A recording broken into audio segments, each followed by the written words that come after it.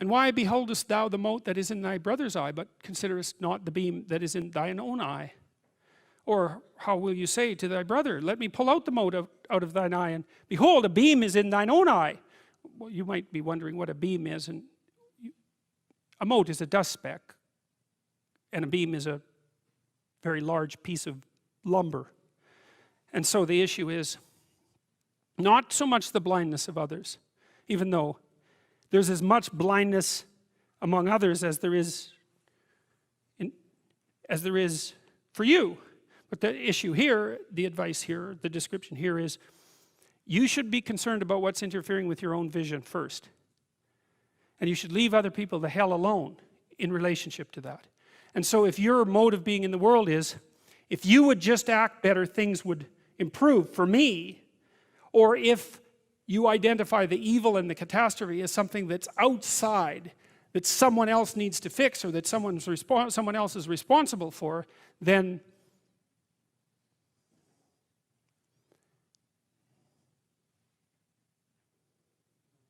you're not going to fix that, and you're going to remain blind to the things that you're doing and not doing that make things not go well.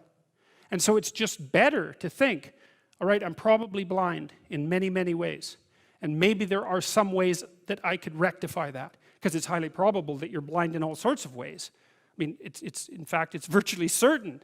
And so it's just more useful to think, how is it that I'm wrong in this situation? I'll tell you something that I learned to do when I was arguing with my wife, which happened quite frequently, because when you actually communicate with people, you find out that there's many things that you don't agree on, and that's because you're actually different creatures.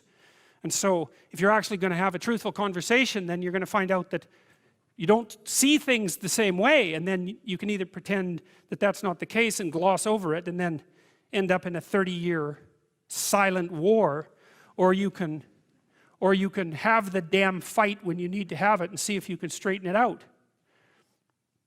So now and then we'd get in a situation where we were at loggerheads, we couldn't move, and it would spiral up into hate speech, let's say, because yeah, everyone laughs because they know they manifest plenty of hate speech towards those they love. So one of the things we learned to do was, when we hit an impasse, was to separate and to go our own ways, and to go sit and think, okay, look, we're at this unpleasant situation. We can't figure out how to move forward. I'd always think, of course it's her fault. Obviously it's her fault. At least 95%. But maybe there was something I did that contributed like 5% to it. And so I would sit and think and ask myself a question, which was, is there anything I did in the last 6 months that increased the probability that this impasse would manifest itself?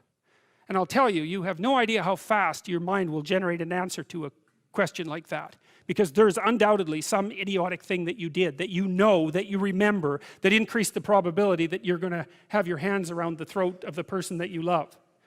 And then you can go tell them that, and then you can have a conversation, especially if they do the same thing.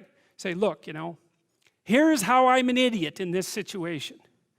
And the other person says, well, yeah, here's how I'm an idiot. And then you're two idiots, and then maybe you can have a conversation. So, thou hypocrite, first cast out the beam out of thine own eye, and then shalt thou see clearly to cast out the mote of thy brother's eye. That's, hey, hard to argue with that.